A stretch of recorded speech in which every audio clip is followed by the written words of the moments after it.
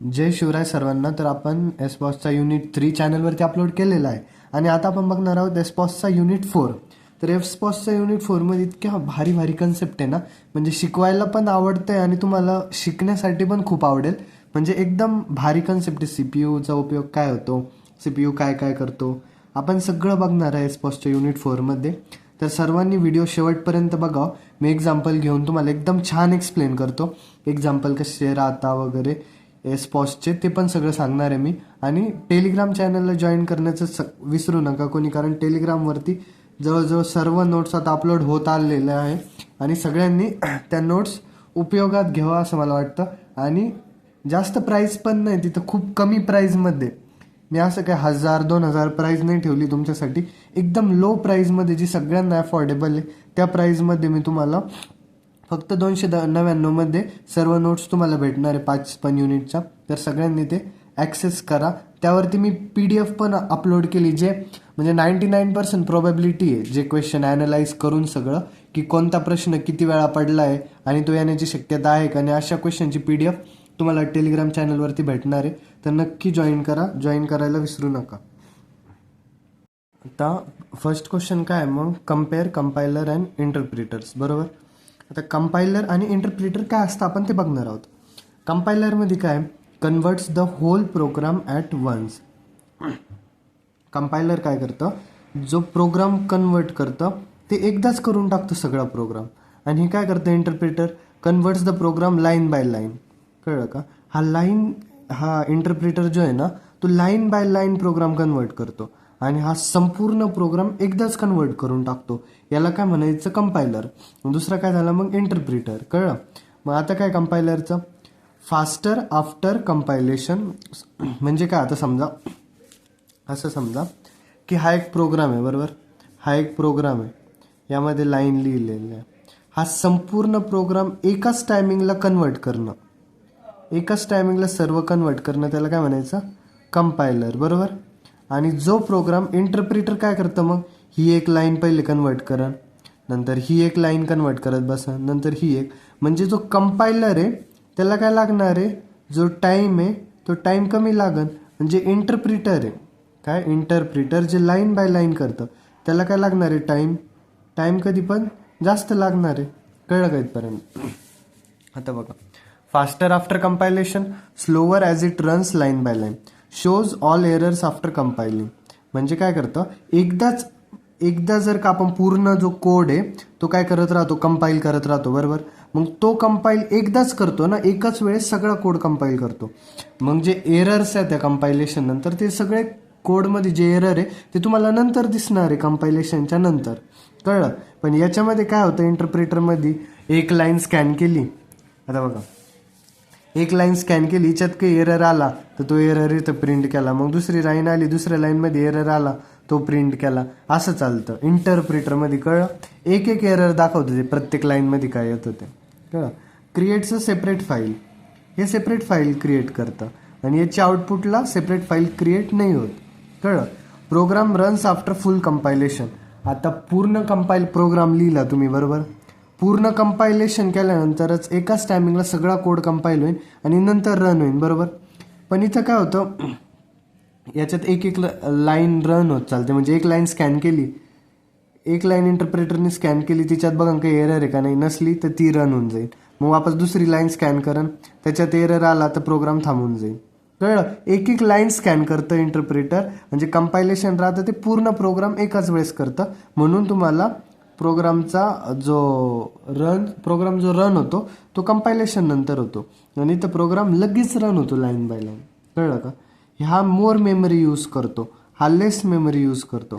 हे काय, good for large final programs, good for testing आणि डिबगिंग. कळलं. याचे एक्झाम्पल काय, सी असन, C++ असन, जावा असन, आणि याचं पायथन, जावास्क्रिप्ट आणि रुबी नावाचे. कळलं. आता कंपायलर आणि इंटरप्रिटर काय असतं कळलं का. यानंतर आपण काय बघणार आहे, व्हॉट इज अ कंपायलर. आता आपण इतक्या केव्हाचं म्हणतो की कंपायलर, इंटरप्रिटर, पण कंपायलर नेमकी काय आहे ते आपण बघणार आहे.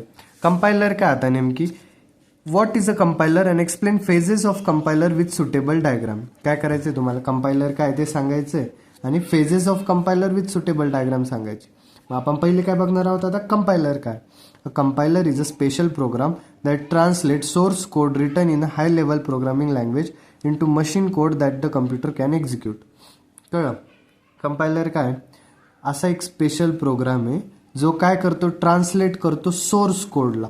तो जो तुम्ही कोड लिहिता तो सोर्स कोड जो हाय लेवल लँग्वेजमध्ये असतो ना, त्याला कशात कन्वर्ट करतं, ते मशीन कोडमध्ये.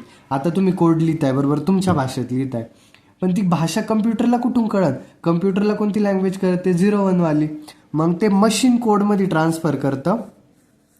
आता जी सोर्स कोड आहे जो तुम्ही लिहिताय तो मशीन कोडमध्ये ट्रान्सफर, जी भाषा कम्प्युटरला कळते, लॅपटॉपला कळते, त्या भाषेत कन्वर्ट करण्याचं काम कोण करतं, कंपायलर. कळलं. आता फेजेस ऑफ कंपायलर काय, the compilation process is divided into several phases, each doing a specific task. This phases are group into analysis and synthesis part. म्हणजे आता बघा हे फेजेस काय राहतात ते बघणार आहेत आपण. पहिली काय राहतं, सोर्स कोड जो राहतो ना तो लेक्सिकल ॲनालिसिसकडे जातो, मग हे थोडंफार चेक करण. मग सिंटॅक्स ॲनालिसिस काय करण, सिंटॅक्स चेक करण. सिमॅन्टिक्स ॲनालिसिस काय करण, सिमॅन्टिक चेक करण. मग इंटरमिजिएट कोड जनरेट होतो, कोड ऑप्टिमाइज होतो, कोड जनरेशन होतं. त्यानंतर आपल्याला काय म्हणतो, मग टार्गेट मशीन कोड भेटतो. हा मग कम्प्युटरकडे जातो, कम्प्युटरला हा कोड कळतो आणि मग आपल्याला आउटपुट भेटतं. कळलं का. आता ह्या एक एक स्टेप काय असतं मी तुम्हाला फक्त वाचून दाखवलं बरोबर. तुम्हाला काही कळलं नसेल लेक्सिकल ॲनालिसिस काय करतं, सिंटॅक्स ॲनालिसिस काय काम करतं म्हणजे. पण आपण प्रत्येक तर आपण प्रत्येक जो हे स्टेप्स त्या स्टेप बाय स्टेप बघणार आहे डिटेलमध्ये समोर. आता आपण बघूया स्टेप बाय स्टेप काय. Lexical analysis. लेक्सिकल ॲनालिसिस काय, breaks the source code into tokens. म्हणजे जो सोर्स कोड आहे, आता तुम्ही एखादा कोड लिहिला बरोबर, कोड लिहिला ना त्याला तुकडे करायचे कशामध्ये, टोकन्समध्ये. आता टोकन्स काय असतात ते पण बघूया आपण. पण ते काय करतं, जे प्रोग्राममध्ये समजा तुम्ही प्रोग्राममध्ये व्हाईट स्पेसेस जास्त देऊन ठेवले, ज्याचा काहीच अर्थ नाही स्पेस देण्याचा, किंवा मग कमेंट्स लिहून ठेवल्या आहे प्रोग्राममध्ये बरोबर, त्या कमेंट्स रिमूव्ह करण्याचं काम कोण करतं, लेक्सिकल ॲनालिसिस. कळलं. आता तुम्ही एक प्रोग्राम लिहिला आहे, तो प्रोग्राम प्रोसेस बाय प्रोसेस चालला आहे. आता म्हणजे कसं समजा तुम्ही ॲडमिशन घ्यायला गेलते बरोबर कॉलेजला ॲडमिशन घ्यायला गेल्यानंतर काय होतं की तुम्ही इथं बेंचेस असताना म्हणजे प्रोफेसर्स बसलेले असतात. कशासाठी, एक जण तुमचा फॉर्म चेक करण, दुसरा जण तुमच्याकडून पेमेंट ॲक्सेप्ट करण, तिसरा जण जे व्हॉट्सअप ग्रुप राहतात त्यांना जॉईन करून घेईन, चौथा जण तुम्हाला रोल नंबर देईन. म्हणजे तुम्ही आले मग तुमचं इथं चेकिंग होईल, इथं चेकिंग होईल, इथं चेकिंग होईल, नंतर इथं होईल, नंतर तुम्ही बाहेर पडशाल, तुमचं कॉलेजमध्ये ॲडमिशन होईल. कळलं. तसंच राहतं इकडून एक प्रोग्राम जो लिहिला आहे तुम्ही तो जाईल, ह्या इथं चेक होईल, इथं चेक होईल, ह्या डिपार्टमेंटला चेक होईल, इथं पण चेक होईल, नंतर मग प्रोग्राम मशीन कोडमध्ये ट्रान्सफर होतो. कळलं. हा कोणता आहे, सोर्स कोड. आणि इथं मग कसं ट्रान्सफर होईल, मशीन कोडमध्ये.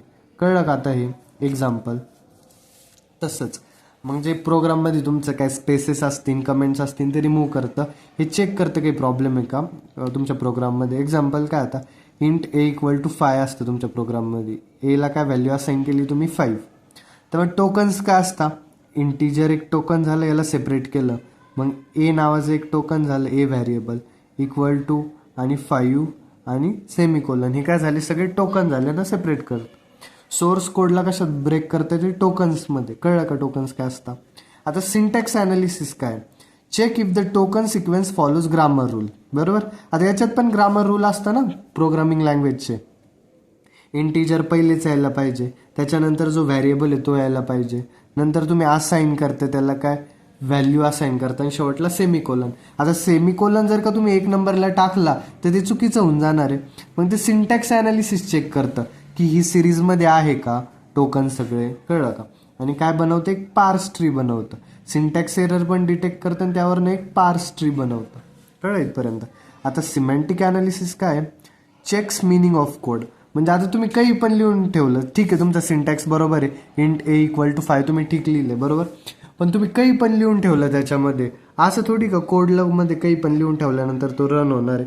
त्या कोडला काही मिनिंग तरी पाहिजे ना, मिनिंगफुल कोड पाहिजे. तर ते काय करण, मिनिंग ऑफ कोड चेक करण. मग ensures correct usage of variable and types. Example काय, you can't assign a string to an integer. बरोबर. म्हणजे कसं, आता तुम्ही असं करू शकताय बरोबर, कसं, इंट A=5 तुम्ही असाइन केलं, ए काय आपला एक व्हेरिएबल म्हणजे इंटिजर व्हॅल्यू असाइन केली ना, इंट लिहिलं इथे, इंट डिफाईन केलं आणि त्याला एक काय केली, इंटिजर व्हॅल्यू असाइन केली तुम्ही, बरोबर. पण जर का तुम्ही असं केलं, इंट ए इक्वल टू काय केलं, समजा तुमचं नाव लिहिलं काही पण, XYZ असो, XYZ नाव असो, बरोबर, आणि सेमिकोलन दिला. आता इंटिजरला तुम्ही स्ट्रिंग व्हॅल्यू असाइन करू शकताय का, नाही, मग हे चुकीचं झालं, कळलं का. हे काय सिमेंटिक्स अनालिसिस होईल इथं, ही चुकीची गोष्ट आहे ना. इंटिजरला तुम्ही जर का काय असाइन करताय, स्ट्रिंग असाइन करताय, मग हे चुकीचं आहे, ते चेक केलं जाईल, कळलं. आता intermediate code generation. Intermediate code generation म्हणजे काय, एक टेम्पररी कोड जनरेट होतो. काय जनरेट होतं, एक टेम्पररी कोड जनरेट होतो. टेम्पररी कोड काय असतो, आता कन्वर्ट्स जो तुम्ही इथपर्यंत ग्रामर वगैरे चेक झालं आहे, तो कोड कशात जाईल, टेम्पररी एक कोड बनवतो आपण लोअर लेवल रिप्रेझेंटेशनसाठी, easy to optimise and translate further. म्हणजे असं काय करतो आपण, एक दाखवण्यापुरता एक कोड बनवतो. आता ओरिजिनल तर वेगळंच आहे तुमचं. समजा तुम्ही काय करताय, एक हार्ड कॉपी असते ना, हार्ड कॉपी वेगळी, आणि तुम्ही समजा प्रोफेसरकडे गेले, काय एखादी तुम्हाला काय करायचं आहे, एक फायनल सबमिशन आहे तुमचं, तर तुम्ही काय करणार, एक सॉफ्ट कॉपी तयार करणार आहे. सॉफ्ट कॉपी पहिले कोणाला दाखवशाल, प्रोफेसरला तुमच्या. मग सॉफ्ट कॉपी जर का प्रोफेसरला आवडली किंवा मग नाही आवडली, तर तुम्ही चेंजेस करून नंतर हार्ड कॉपी दाखवणार आहे ना. तसंच असतं मग इंटरमिजिएट कोड जनरेशन. काय असतं की एक तुम्ही साधं एक तुमचा फक्त आयडिया दाखवता समोरच्याला, की ही आयडिया आवडली तर आम्ही मग चांगलं बनवून देऊ तुम्हाला.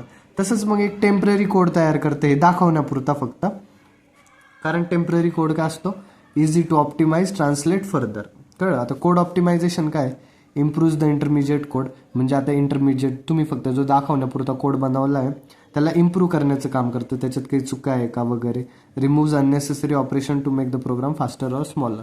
म्हणजे जे अननेसेसरी ऑपरेशन टाकले तुम्ही त्याच्यात, ते काय करतं, रिमूव्ह करतं. कारण प्रोग्राम आपल्याला फास्टर बनवायचा राहतो, आणि स्मॉलर करतं. जर का दोन तुम्ही कोड ऑफ ब्लॉक लिहून ठेवले आणि दोन्हीचा अर्थ पण सेम आहे, तर डबल लिहिण्यात काही अर्थ आहे का त्याच्यात, म्हणून तो स्मॉल केला जाईल, कळलं. आता कोड जनरेशन काय, यानंतर converts optimize code into machine code or assembly language. मग तुमचा जो ऑप्टिमाइज कोड बनला आहे त्याला शेवटच्या स्टेपला काय करतं, ते मशीन कोडमध्ये ट्रान्सफर करतं किंवा मग असेंब्ली लँग्वेजमध्ये, जी कम्प्युटरला भाषा कळते त्यामध्ये. This is the final step before program can run. आता कम्प्युटरला तुमची जी कोड ट्रान्सफर झाला आहे मशीन कोडमध्ये इन असेंब्ली लँग्वेज, तो कम्प्युटर त्याला अनालाइज करेन आणि तुम्हाला आउटपुट देईन, कळलं का. कळलं काय कोणत्या कोणत्या स्टेप्स असतात, वापस एकदा बघून घ्या. लेक्सिकल ॲनालिसिस असतं, सिंटॅक्स ॲनालिसिस असतं, सिमेंटिक ॲनालिसिस असतं, इंटरमिजिएट कोड जनरेशन असतं, कोड ऑप्टिमायझेशन असतं आणि कोड जनरेशन असतं, कळलं. ह्या झाल्या 6 स्टेप. यानंतर आपण बघणार आहे, मजा येते का नाही शिकायला, एकदम भारी कन्सेप्ट आहे ना, म्हणजे इंटरेस्टिंग कन्सेप्ट आहे यामध्ये, या युनिटमध्ये. आता बघा, explain the following type of schedulers. Following type of scheduler काय, शॉर्ट टर्म, लॉंग टर्म आणि मीडियम टर्म, कळलं. आता शेड्युलरमध्ये काय, in an operating system a scheduler is responsible for selecting which process should run next, कळलं. There are 3 main types of scheduler. In an operating system a scheduler is responsible for selecting which process should run next. There are 3 main types of scheduler. कोणते कोणते, पहिलं आहे short term scheduler. शेड्युलरचा अर्थ काय म्हणजे सांगा बरं. म्हणजे आता समजा प्रोसेसेस असतात, बरोबर. आता प्रोसेस असतात, तुम्ही काय करता, मी तुम्हाला एकदम भारी याच्यात समजून सांगतो, म्हणजे आता एकदम इंटरेस्ट येतोय मला शिकवण्यामध्ये, कन्सेप्टच खूप छान आहे. बघा, हा झाला CPU, बरोबर. CPU इथं प्रोसेस 1 आहे, कळलं. ही झाली प्रोसेस 1, ही झाली प्रोसेस 2, ही झाली प्रोसेस 3, बरोबर. हे काय प्रोसेसेस आहे, याला काय म्हणतो आपण, प्रोसेसेस आहे. आता CPU काय करतो, या प्रोसेसेस CPU कडे येतील कशासाठी, रन होण्यासाठीच येतील ना प्रोसेसेस. मग CPU शेड्युलर काय करतं की याच्यातून कोणती पण इथे एक शेड्युलर राहील, बरोबर. शेड्युलर नावाचा एक माणूस आहे, त्याला काय करायचं, इथे जे मुलं उभे आहे ना त्यांना CPU कडे द्यायचं आहे. मग शेड्युलर याच्यातून सिलेक्ट करणार कोणती इम्पॉर्टंट आहे, ठीक आहे, तू खूप इम्पॉर्टंट आहे तर तुला पहिले पाठवतो, मग ती CPU कडे जाईल. नंतर शेड्युलर वापस सिलेक्ट करीन कोणाला तरी दोन्हीमधून, वापस तिला पाठवा. ही 3 नंबरची प्रोसेस कंप्लीट झाल्यावर मग ह्या दोन्हीतून पाठवा. कळलं शेड्युलरचं काम काय राहतं, ज्या प्रोसेसेस राहतात त्यांना ते CPU कडे पाठवतं रन होण्यासाठी, कळलं का. आता शॉर्ट टर्म शेड्युलर काय असतं बघा. शॉर्ट टर्म म्हणजे काय, selects one of the ready processes and assigns the CPU to it. म्हणजे जी प्रोसेस रेडी आहे, बरोबर, जी प्रोसेस रेडी आहे सध्या जाण्यासाठी तिला काय करतं ते पाठवतं, तिला CPU देतं, CPU कडे पाठवतं. कळलं का? When it works runs very frequently every time the CPU is free. म्हणजे ती फ्रिक्वेंटली रन करते, किती मिली सेकंडमध्ये असते. आणि स्पीड काय राहते शॉर्ट टर्म शेड्युलरची फास्टर राहते, कारण जी प्रोसेस रेडी झाली लगेच तिला कोणाकडे पाठवायचं, शेड्युलरकडे पाठवायचं. कळलं का? आता गोल काय असतो आपला, maximize CPU utilization and quick process switching. म्हणजे जी प्रोसेस रेडी तिला लवकरात लवकर CPU कडे पाठवायचं, म्हणजे CPUचं जे युसेज आहे ते जास्त वाढन. म्हणजे कसं, CPU ला असं नाही का वेट करायला लागेल कोणती प्रोसेस येते का नाही आपल्याकडं, कोणी थांबतंय का नाही असं. कळलं का? मग CPUचं काम पण लवकरात लवकर होतं. जी प्रोसेस रेडी झाली लगेच CPU कडे जायचं, काम झालं का जायचं. एक्झाम्पल काय मग, choosing between process A and process B in ready क्वे फॉर CPU एक्झिक्युशन. कळलं? आता लॉंग टर्म शेड्युलर काय असतं सांगा बरं तुम्ही. लॉंग टर्म शेड्युलरलाच आपण काय म्हणतो, जॉब शेड्युलर. आता याचं फंक्शन काय, controls the admission of new processes into the system. काय करतं हे, ॲडमिशन कंट्रोल करतं नवीन प्रोसेसेसच्या सिस्टीममध्ये. Decide which processes are moved from new state to ready state. म्हणजे समजा नवीन प्रोसेसेस तुमच्याकडे आल्या आहे बरोबर, तर त्यांना रेडी स्टेटमध्ये कोणत्या प्रोसेस मूव्ह करायच्या रेडी स्टेटमध्ये हे कोण डिसाईड करतं, लॉंग टर्म शेड्युलर. कळलं? आता समजा कसं, नवीन तुमच्याकडं 4 मुलं आले बरोबर ॲडमिशन घेण्यासाठी, 1 2 3 4, आणि तर काय आपला CPU बरोबर. नवीन मुलं आले म्हणजे न्यू आहे, न्यू स्टेटमधले मुलं आले बरोबर. न्यू स्टेट असतं आणि रेडी स्टेट असतं. मग आता यांच्यातून जे ॲडमिशन घेण्यासाठी कॅपेबल आहे त्यांना लगेच इथं पाठवून द्यायचं CPU कडं. ठीक आहे, 4 नंबरचे सगळे फॉर्म भरून झाले, तर 4 नंबर रेडी जाण्यासाठी तर इथं जाईन तो. म्हणजे न्यू स्टेटमधून जे रेडी स्टेटकडं पाठवता, कळलं, त्याला काय म्हणायचं, long term scheduler. Controls the admission of the new processes into the system. Decide which processes are move from new state to ready state. हे फ्रिक्वेंटली रन होतं. Controls the degree of multi programming. If the long term scheduler is too slow the CPU may remain idle. कळलं इथपर्यंत. आता long term scheduler काय असतं, short term scheduler काय असते तुम्हाला कळलं असेल. यानंतर आपण काय बघणार आहोत, एक्झाम्पल वाचून घ्या तुम्ही, इझी आहे. आता एक्झाम्पल नंतर आपण बघणार आहोत सॉरी, थोडंसं ना आजारी मी, त्यामुळे तुम्हाला व्हॉइसमध्ये चेंज दिसत असेल माझा थोडासा, पण आपण आज एवढं कम्प्लीटच करून राहणार आहे. तर आता यानंतर आपण काय बघणार आहे, मिडल टर्म शेड्युलर काय असतं. मिडल टर्म शेड्युलरलाच आपण काय म्हणतो, स्वॅपर म्हणतो. आणि थँक्यू की तुम्ही मला इतकं सपोर्ट करताय. जरी माझं नवीन चॅनल बनले आत्ताशी, तरी तुम्ही मला इतकं सपोर्ट केलं त्याबद्दल खूप थँक्यू. आणि जे मुलं कमेंट करताय, ज्यांना लेक्चर्स आवडत आहे, त्यांच्यासाठी पण खूप थँक्यू की तुम्हाला माझं शिकवणं आवडलं वगैरे. आणि जे टेलिग्रामला जॉईन झालेले त्यांच्यासाठी पण खूप थँक्यू. फंक्शन काय आता मिडल टर्म शेड्युलरचं, temporary removes processes from main memory and places them in secondary memory. कळलं? हे काय करतं मिडल टर्म शेड्युलर, काय करतं, आता ज्या प्रोसेसेस आल्या आहे बरोबर, त्या मेन मेमरी टेम्पररी त्या प्रोसेसला रिमूव्ह करतं. कोणातून मेमरीमधून त्या टेम्पररी त्यांना रिमूव्ह करतं. कशामध्ये टाकतं, सेकंडरी मेमरीमध्ये टाकतं. तर मेन मेमरी एक असते आणि सेकंडरी मेमरी एक असते. पण ज्या टेम्पररीली त्यांना रिमूव्ह करतं ते मेन मेमरीमधनं आणि सेकंडरी मेमरीमध्ये टाकतं, त्याच्यामुळे आपण काय म्हणतो, त्याला स्वॅपर म्हणतो. कळलं का? It is the part of swapping reduces the load on memory. मेमरीवरती जो लोड येतो मेन मेमरीवरती, तो कमी करण्यासाठी आपण काय करतो, ज्या मेन मेमरीमधल्या प्रोसेसेस आहे त्यांना आपण टेम्पररी कशात टाकतो, सेकंडरी मेमरीमध्ये. कळलं का? Moves processor from ready block to the suspended state and vice versa. Helps manage the RAM efficiently. यामुळे आपण काय करू शकतोय, रॅमला इफिशियंटली मॅनेज करू शकतोय. आणि यांना कुठं वापरतो आपण, system that support virtual memory is over committed. System, अशा सिस्टीम ज्या काय करतात, जिथं व्हर्च्युअल मेमरी ओव्हर कमिटेड असते त्या जागेवरती आपण यांना वापरतो. एक्झाम्पल काय होतं याचं, when RAM is full the medium term scheduler suspends some low priority processes and swap them to disk. कळलं इथपर्यंत. एक्झाम्पल हे वाचून घे, एक्झाम्पल इझी असतं. फक्त तुम्हाला समजवायचं काय होतं मला की शॉर्ट टर्म, लॉंग टर्म आणि मिडल टर्म शेड्यूलर नेमकी काय असतं हे कळलं ना तुम्हाला. ठीक आहे, चला ना आता आपण पुढे बघणार आहोत. पुढे काय आता, व्हॉट इज याक. याक म्हणजे काय सांगा बरं. What is YAAC yak. Explain working of YAC with suitable diagram. What is YAC? Yet another assembler compiler is a two-pass assembler designed to translate assembly language programs into machine code.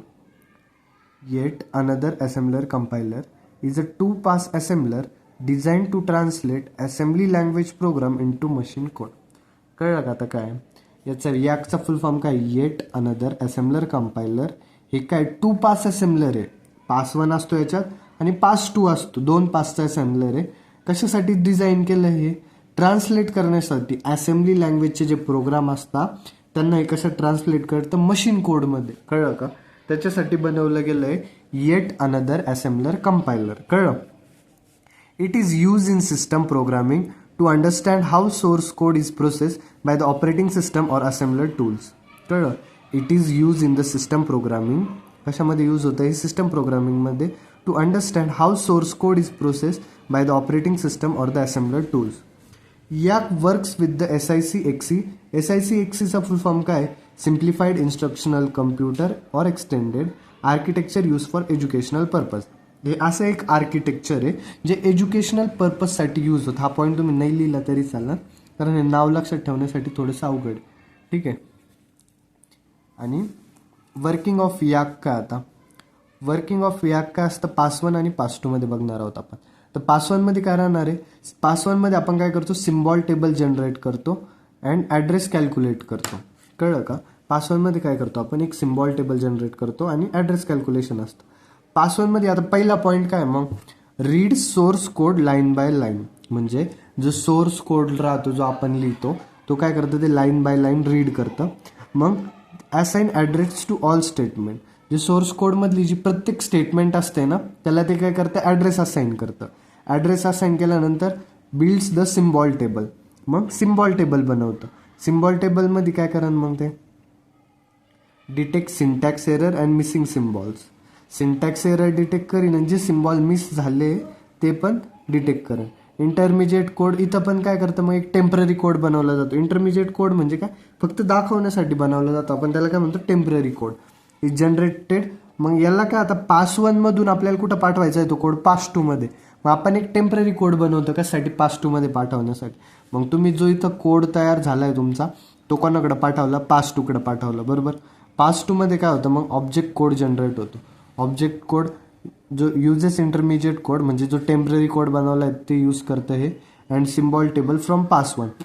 Intermediate code पण use करतं आणि जो symbol table बनवला होता आपण pass 1 मध्ये तो पण यूज करतं. Translate mnemonics into machine code using the opcode table. आता एक ऑपकोड टेबल असतो, आपण ना मागच्या सेमला बघितलं होतं, आय थिंक या इन सेमला कुठंतरी बघितलं होतं, मला सध्या आठवत नाही जास्त कोणत्याच्यात बघितलं होतं आपण. पण एक ऑपकोड टेबल असतो, त्याला काय करतं, हे निमॉनिक्स जे असतं ना ते into machine code using the opcode table. Opcode टेबलच्या मदतीने निमॉनिक्सला मशीन कोडमध्ये ट्रान्सलेट करतं. कळलं. पास 1 आणि पास 2 काय, एकदा फक्त ओव्हरव्ह्यू बघून घ्या. पास 1 मध्ये काय होतं, सिम्बॉल टेबल जनरेट होतो आणि ॲड्रेस कॅल्क्युलेट होतो. बरोबर. आणि पास 2 मध्ये ऑब्जेक्ट कोड जनरेशन होतं. पास 2 ला काय फॉरवर्ड करतं, एक इंटरमिजिएट कोड पाठवतं आणि सिम्बॉल टेबल पाठवतं. 2 गोष्टी पाठवतं. कळलं. यानंतर काय करणार आपण, पास 2 मध्ये अजून काय होतं, जो ॲड्रेस वगैरे असतो तो resolve address for labels using the symbol table. Symbol टेबलच्या मदतीने काय करतं, ॲड्रेसला रिझॉल्व करतं. Generates object program. मग शेवटी काय असं एक प्रोग्राम बनावं लागेल जो रन होईल. बरोबर. ऑब्जेक्ट प्रोग्राम बनवतं, listing files and handle modification record. Summary काय, आता याक is a two pass assembler. Summary वगैरे नाही लिहिलं तरी चालतं, मी फक्त तुम्हाला एक साठा तयार करून देतोय सगळा.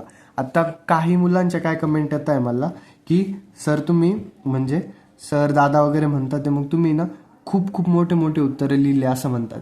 पण मी काय करतोय माहिती का, मी फक्त तुमच्यासाठी साठा तयार करून ठेवतोय. कारण की काय माहिती का, सगळं तर तुम्ही हे पाठ करून जाणार नाही. तुम्हाला गोष्टी काय फक्त एक लिहिण्यासाठी आपल्याकडे भरपूर साधन पाहिजे. तिथं जाऊन तर सगळेजण फेकतात. बरोबर. आम्ही पण फेकतो, असं नाही की मी नाही फेकत, मी पण एक स्टुडंटच आहे. तर एक्झाममध्ये जाऊन आपण फक्त वाचलेलं राहतं ते थोडंफार आठवतं आणि जास्त दरम्यानेच फेकतो आपण, बरोबर. मग त्यासाठी मी तुमच्यासाठी थोडेसे जास्त उत्तरं लिहिले, कारण की तुमच्याकडे एक नॉलेज राहावं त्या प्रश्नांचं. आणि तिथं गेल्यावर तुम्ही असं थोडी तुम्हाला प्रत्येक सेंटेन्स आठवणारच आहे, मग तिथं गेल्यानंतर हे उत्तर छोटंच होऊन जातं तसं पण, कळलं एक्झाममध्ये. It helps in learning symbol table creation, opcode processing and object code generation. Important part of the system programming for understanding how high level code is executed on hardware. म्हणजे इम्पॉर्टंट पार्ट काय, आपल्याला फक्त एवढं बघायचं होतं यामध्ये की जो हाय लेवल कोड आहे ना तो कसा एक्झिक्यूट होतो हार्डवेअरमध्ये हे बघायचं होतं. आता बघा मी इथं डायग्राम वगैरे एक्स्ट्राच काढतो कधी पण, कारण की काय राहतो जो चेकर असतो ना त्याला हे एकदम अट्रॅक्ट करता हे डायग्राम, यामुळे थोडंसं उत्तर जास्त बनतं.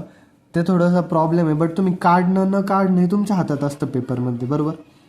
काय एक लईतली 30 सेकंड लागतं या 2 डायग्राम काढायला, पण एकदम अट्रॅक्टिव्ह वाटतं ना. बघा म्हणजे कसं लिहिलंय मी, जो सोर्स प्रोग्राम राहतो तो पास 1 कडे गेल्यावर पास 1 काय तयार करतं, एक सिम्बॉल टेबल बनवतं आणि एक इंटरमिजिएट फाईल बनवतं, बरोबर. मग जो सिम्बॉल टेबल आहे आणि ते कोणाला देतो आपण, पास 2 ला असाइन करतो. मग पास 2 काय बनवतो, वापस एक ऑब्जेक्ट प्रोग्राम बनवतो आणि एक लिस्टिंग फाईल बनवतो. म्हणजे यावरनच तुमचा पूर्ण क्वेश्चन रिवाईज होऊन जातो, कळलं. तुम्ही एवढी जरी डायग्राम लक्षात ठेवली तरी क्वेश्चन रिवाईज होऊन जातो, कळलं. आता यानंतर आपण काय बघणार आहे, define token, pattern, lexeme and lexical error काय असतं, कळलं. आता define token, pattern, lexeme and lexical error. Token काय, पॅटर्न काय, लेक्सिम काय, लेक्सिकल एरर काय, हे सगळं आपण 1 बाय 1 बघणार आहोत. आता टोकन तर मी तुम्हाला पहिलेच सांगितले, तुम्ही जर पूर्ण लक्ष देऊन ऐकत असाल तर तुम्हाला टोकन लक्षात असन, पण तुमचं लक्ष फक्त व्हिडिओकडे असन आणि मन दुसरीकडेच कुठंतरी रंगलेलं असन तर मग मी सांगू नाही शकत की तुमच्या लक्षात राहिलं का नाही. बट जे मुलं व्हिडिओ लक्ष देऊन करतात त्यांना टोकन कळलं असं पहिले, तरी मी एकदा सांगणार आहे. आता बघा टोकन काय असतं, the token is a category और क्लास ऑफ लेक्सिम्स. काय टोकन अशी एक कॅटेगरी आहे किंवा मग क्लास आहे कोणाचा, लेक्सिमचा. It is a sequence of character that represent a basic unit of meaning in source code. Source कोडमधले जे बेसिक युनिट असतं ना ते सांगतं. आता बेसिक युनिट काय असू शकतं, कीवर्ड्समध्ये असेल इफ, वाईल, रिटर्न, किंवा मग आयडेंटिफायर्समध्ये काय असतं, व्हेरिएबल और फंक्शनचं नेम असेल, बरोबर. आयडेंटिफायरमध्ये ऑपरेटर्समध्ये काय असू शकतं, छोटे छोटे युनिट, प्लस असेल, मायनस असेल, मल्टिप्लाय असेल, डिव्हिजन असेल. पंक्च्युएशन्समध्ये काय असेल, सेमिकोलन असेल, कोलन असेल आणि हे ब्रॅकेट असेल, बरोबर. इथपर्यंत टोकन्स म्हणजे काय, एक छोटंसं युनिट असतं सोर्स कोडचं. आता ते काही पण असू शकतं यापैकी, बरोबर. आता याचं एक्झाम्पल काय, मी पुन्हा तुम्हाला पहिल्यांदा सांगितलं होतं, इंट ए इक्वल टू 5. एक इंटिजर ए व्हेरिएबल डिफाईन केला आपण, त्याला काय व्हॅल्यू असाइन केली, 5 व्हॅल्यू असाइन केली. मग यामध्ये टोकन्स काय काय, एक इंटिजर असन जो की कीवर्ड आहे, ए काय आयडेंटिफायर आहे, इक्वल टू काय ऑपरेटर आहे, नंतर 5 काय कॉन्स्टंट आहे, आणि काय याला डेलिमिटर म्हणतो आपण, कळलं. हे झाले सगळे टोकन्स, कळलं का आता टोकन्स म्हणजे काय. Pattern, pattern is a rule or set of rules that defines the structure of a token. Pattern काय, एक रूल आहे किंवा मग सेट ऑफ रूल्स आहे. रूल्सचा आपण काय बनवलेलं आहे, एक सेट, त्यालाच आपण काय म्हणतो पॅटर्न. जे काय सांगतं, स्ट्रक्चर ऑफ टोकन सांगतं. जे टोकन आपण आता शिकलो त्याचं स्ट्रक्चर जे राहतं ना त्याचे एक रूल्स बनवले राहतं, सेट ऑफ रूल्स, त्यालाच आपण काय म्हणतो pattern. This is usually describe using regular expression. जे रेग्युलर एक्सप्रेशन असताना त्यांच्या मदतीने याला दाखवलं जातं, कळलं. The pattern determines which sequence of a character are valid for a given token. Pattern काय सांगतं मग, which sequence of character are valid for a given token. मग एक्झाम्पल काय, for an identifier the pattern could be A, Z A Z, किंवा मग म्हणजे कसं राहतं, स्मॉल ए टू झेड असेल किंवा मग कॅपिटल ए टू झेड असेल पॅटर्न, बरं का. त्यानंतर काय असेल, स्मॉल ए टू झेड राहू शकतंय, कॅपिटल ए टू झेड राहू शकतंय, 0 to 9 राहू शकतंय, काही पण असू शकतंय. पण आयडेंटिफायरचं जे नाव राहतं ना, जर तुम्ही बघितलं असं, आयडेंटिफायरच्या नावासाठी कितीतरी रूल्स असतात, सेट ऑफ रूल्स. काय राहतं, आयडेंटिफायरचं जे नाव राहतं ते कधीच 0 पासून 0 to 9 म्हणजे जे नंबर्स राहतात ना त्यांनी नाही सुरू होऊ शकत. मग आपण काय केलं, एक तर ए टू झेड घेतलं, स्मॉल ए टू झेड पासून सुरू होऊ शकतंय, किंवा मग कॅपिटल ए टू झेड पासून सुरू होऊ शकतंय, किंवा मग जे हे राहतं ना काय म्हणतो आपण याला, अंडरस्कोरवरनं सुरू होऊ शकतंय, कळलं. आणि त्यानंतर काय येऊ शकतं, तुम्ही समजा स्टार्टिंगला घेतलं काही पण ए घेतलं, याच्यातनं ए घेतलं बरोबर, इथून ए घेतलं तुम्ही आणि इकडं काय घेतलं A1 घेतलं, हे एक आयडेंटिफायर बनू शकतंय. पण 1A बनू शकतंय का? 1 नाहीच आहे, तर 1 to 0 नंबर असं नाही. एक तर स्मॉल A to Z न सुरू करू शकताय, कॅपिटल A to Z न सुरू करू शकताय, किंवा मग अंडरस्कोरनं सुरू करू शकताय. A to Z न मध्ये काही पण राहू शकते, मध्ये काही पण चालतं. तुमचे नंबर्स चालू शकताय, अंडरस्कोर चालू शकताय, कॅपिटल A to Z चालू शकते, स्मॉल A to Z जे असेल ते चालतं नंतर. पण स्टार्टिंग कशाने होते? स्टार्टिंगला नंबर किंवा मग कोणते पण जे काय म्हणतो आपण जे कॅरेक्टर असतं, हॅशटॅग, @ वगैरे, हे आपण वापरू शकत नाही. सुरू कशानं करायचं? आयडेंटिफायरचं नाव स्मॉल अल्फाबेट, कॅपिटल अल्फाबेट किंवा मग अंडरस्कोरनं. हे काय झाले? रूल्स झाले ना आयडेंटिफायरसाठी. मग यांचाच एक आपण सेट बनवला सगळ्या रूलचा, तर त्यालाच आपण काय म्हणतो? पॅटर्न म्हणतो. इझी आहे का नाही सांगा बरं? कळलं? आता काय, the lexeme is a actual string of characters in the source program that matches the pattern for a token. आता आपण बघितलं टोकन्समध्येच की एका जागेवरती लेक्सिम नाव आलं बरोबर. तर लेक्सिम नेमकी असतं का हे बघणार आहोत आपण. लेक्सिम काय? Lexeme is the actual string of characters. काय? ॲक्च्युअल स्ट्रिंग ऑफ कॅरेक्टर्सची एक स्ट्रिंग आहे. कशामध्ये? सोर्स प्रोग्राममध्ये. That matches the pattern for a token. जी टोकनसाठी जो पॅटर्न मॅच करते ना, ॲक्च्युअल स्ट्रिंग असते, त्यालाच आपण लेक्सिम म्हणतो. म्हणजे काय? फॉर द टोकन टाईप आयडेंटिफायरसाठी द लेक्सिम कुड बी सम असू शकतंय, 1 असू शकतंय, और काउंट असू शकतंय. हे काय झाली? लेक्सिम झाली. कळलं? आता लेक्सिम तर कळलं. आता लेक्सिकल एरर म्हणजे काय? लेक्सिकल एरर काय असतं? A lexical error occurs when the lexical analyser encounters a character sequence that does not match any valid token pattern. आता मग बघा, मी तुम्हाला काय म्हटलं होतं? @ नाही चालणार पहिले, 1 नाही चालणार पहिले, व्हॅर चालतं, कारण ते एक स्मॉल अल्फाबेट किंवा कॅपिटल अल्फाबेटने सुरू झालं आहे ना, ते चालतं. पण @ पहिले नाही आलं पाहिजे, 1 नाही आलं पाहिजे, मग तो काय येतो? एक एरर येतो. त्यालाच आपण काय म्हणतो? लेक्सिकल एरर म्हणतो. कळलं का इथपर्यंत? आता यानंतर आपण बघणार आहोत what is mean by threads. Threads पण खूप इंटरेस्टिंग टॉपिक आहे. थ्रेड्सला बघणार आहे आपण. थ्रेड्स म्हणजे ते इंस्टाग्रामवालं थ्रेड नाही, हे वेगळं थ्रेड आहे. थ्रेड आता काय? What is mean by threads, explain thread life cycle with diagram in detail. बरोबर. Thread is a dispatchable unit of work. It consist of thread ID, program counter, stack and register set. Thread काय? Thread एक dispatchable unit of work आहे, जे it consist of thread ID. त्यामध्ये काय असतं? Thread ID असतो. आता एक थ्रेड आहे बरोबर. आता म्हणजे मी काय म्हणतोय, एखादं युनिट आहे किंवा मग एखादा प्रोग्राम आहे, जसं की एक तुमची पूर्ण प्रोसेस आहे बरोबर. ह्या प्रोसेसला जर का तुम्ही 5 पार्टमध्ये डिवाईड केलं बरोबर, 1 2 3 4 5 पार्टमध्ये डिवाईड केलं, ही काय झाली? एक थ्रेड झाली बरोबर. वापस ही काय झाली? थ्रेड झाली. अशा 5 थ्रेड झाल्या बरोबर आपल्याकडं. 5 थ्रेड तुमच्याकडे अवेलेबल झाल्या. आता ह्या प्रत्येक थ्रेडकडे काय राहतं? एक थ्रेड ID राहतो. काय राहतो? थ्रेड ID राहतो. एक प्रोग्राम काउंटर असतं. त्यानंतर काय असतं? एक स्टॅक अँड रजिस्टर सेट असतो. काय असतं? एक स्टॅक अँड रजिस्टर सेट असतं. कळलं? थ्रेड ID, प्रोग्राम काउंटर आणि स्टॅक अँड रजिस्टर सेट. एका प्रोसेसचे जर का तुम्ही तुकडे केले तर प्रत्येक काय बनतं? थ्रेड बनतं. Thread is also called a light weight process because they take fewer resources than a process. एका प्रोसेसचा पार्ट असतो ना एक थ्रेड, म्हणून थ्रेडला आपण काय म्हणतो? लाईट वेट प्रोसेसचा छोटासा हिस्सा, त्याला म्हणायचं काय? लाईट वेट प्रोसेस म्हणजेच थ्रेड असतं. थ्रेड हे क्रिएट करण्यासाठी आणि डिस्ट्रॉय करण्यासाठी खूप सोपं असतं. कळलं? It shares many attributes of a processes. Threads are scheduled on a processor. Each thread can execute a set of instructions independent of other threads and processes. Every program has at least one thread. Program without multi-threading executes sequentially. This is after executing one instruction, the next instruction in sequence is executed. म्हणजे काय असतं माहिती का, thread म्हणजे काय एक प्रोसेसच असते बरोबर. ती सीपीयूकडे जाते, मग ती असाईन होईल प्रोसेसरला, वापस ती रन होईल, मग वापस दुसरी थ्रेड येईल. म्हणजे आपण प्रोसेसर ज्या बघितल्या ना सीपीयूला असाईन होता शेड्युलरमध्ये, शॉर्ट टर्म लॉंग टर्म वगैरे ते बघितलं ना, तीच प्रोसेस आहे थ्रेड म्हणजे, वेगळं काही नाही आहे. कळलं. Thread is a basic processing unit to which an operating system allocates processor time. आता काय राहतं, एक प्रोसेसर टाईम राहतो, म्हणजे एक प्रोसेसर आहे तुमचं, ते काय करतं प्रत्येक थ्रेडला टाईम अलोकेट करून देतं रन होण्यासाठी. आता मी तुम्हाला पुढे एकदम छान एक्सप्लेन करून सांगतो. जरी तुम्हाला थेरीमध्ये चांगलं कळलं नसेल तर बिलकुल घाबरायचं नाही किंवा टेन्शन घ्यायचं नाही. मी तुम्हाला एकदम आतापर्यंत मी जितकं तुम्हाला एक्झाम्पल घेऊन शिकवलं आहे, प्रत्येक गोष्टी अवघड गोष्टी सोप्या करून सांगितल्या आहे ना, तसंच मी हे पण एकदम इझी करून सांगणार आहे. तुम्हाला कळण्यासाठी थोडा पण प्रॉब्लेम येणार नाही.